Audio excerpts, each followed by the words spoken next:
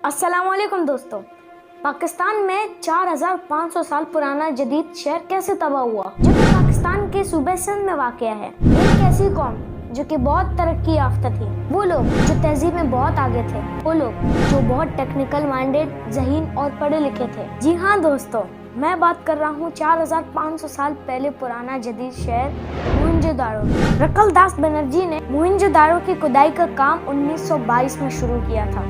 खुदाई के दौरान उन्हें गौतम बुद्ध की मूर्ति का सर सबसे पहले दिखाई दिया और इसके बाद इस टीम का तजस्सुस इस कदर बढ़ गया कि उन्हें यकीन हो गया कि इस जगह तारीख के बहुत से राज दफन हैं। मालूम हुआ कि इन खंडहरात में दफन होना किसी तहजीब का सबूत है जो इस वक्त नामालूम था। क्योंकि ये खंडहरात दरियाए सिंध के किनारे पाए गए थे, इसलिए इस तहजीब को वादी सिंध की तहजीब का नाम दिया गया। वादी सिंध की तहजीब ब्रोंज एज के दौर की तहजीब थी, जो मौजूदा पाकिस्तान, अफगानिस्तान और शुमाल मगरबी हिंदुस्तान में वाक़या है। वादी सिंध की तहजीब 4000 साल पहले मौजूद थी। दरिया सिंध के किनारे एक और इसी दौरान तारीखी मकाम मिला। इस जगह बहुत से इंसानी कंकाल की बाकियात मौजूद थी। इस जगह को नाम दिया गया मोहनजोदाड़ो, यानी मरने वालों का टीला। मजीद खुदाई से इस तरह के और बहुत से खंडहरात सामने आए। मोहनजोदाड़ो के लोग एक बड़ी सकाफत का हिस्सा थे, जिसे हड़प्पा कहा जाता है।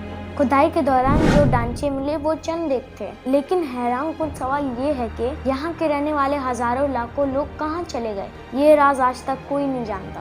मोहनजोदाड़ो में 30,000 से 60,000 के दरमियान अफराद शामिल होने का इम्कान है। माहिरीन इस शहर के बारे में कुछ वाज़िया तौर पर तो नहीं जानते, लेकिन कुछ माहिरीन का मानना है कि दरिया सिंध की रुख की तब्दीली, कोई सैलाब या कोई बैरूनी हमला, या ये शहर ज़लज़ले की वजह से ज़मीन में दफन हो गया होगा। शहर के 3 हिस्से हैं और अब तक सिर्फ एक हिस्से की ही खुदाई हुई है। ये शहर तकरीबन 300 एकड़ पर मुश्तमिल था। मिस्र की तहजीब के बाद पाकिस्तान में दरियाफ्त होने वाले इस शहर की वजह से पाकिस्तान को नेशनल आइकन भी माना जाता है। अब अगर शहर की बात करें तो तस्वीरों को देखकर ऐसा लगता है कि इस शहर को प्लानिंग करके तामीर किया गया था। शहर के चारों तरफ मोटी ईंट वाली दीवार शहर की हिफाजत के लिए बनाई गई थी। ये लोग ईंट के घरों में रहते थे जो 3 मंजिल के बने हुए थे।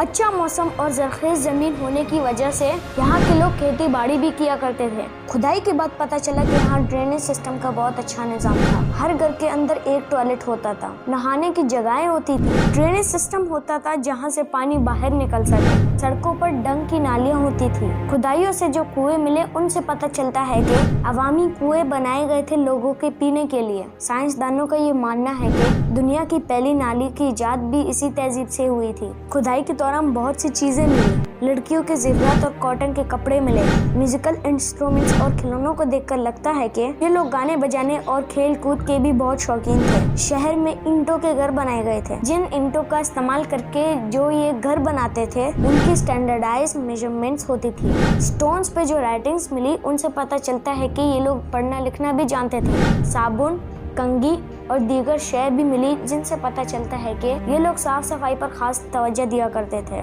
अब क्योंकि देखा गया कि साफ सफाई इतनी होती थी, ड्रेनेज सिस्टम्स कितने अच्छे होते थे, इसीलिए माना जाता है कि मोहनजोदाड़ो इंडस वैली का कैपिटल है। आप मोहनजोदाड़ो को कदीम दौर का न्यूयॉर्क भी कह सकते हैं। 1920 से लेकर आज तक 100 से ज्यादा कोशिशें की गई हैं उनकी जबान को समझने के लिए, लेकिन अभी तक हम इन सिंबल्स में जो लिखे हैं उनके मायने नहीं जान सके। आज के दौर में हम इस तहजीब के बारे में बहुत सी चीजें जानते हैं, लेकिन 2 राज अब भी बाकी हैं। पहली हड़प्पन जबान, वो जिसमें इन्होंने लिखा था, क्या मतलब है इन अल्फाज का। दूसरा, इस अजीम तहजीब का खात्मा, उन्हें क्या 600 BC के बाद ये तहजीब मुकम्मल तौर पर ख़त्म हो गई।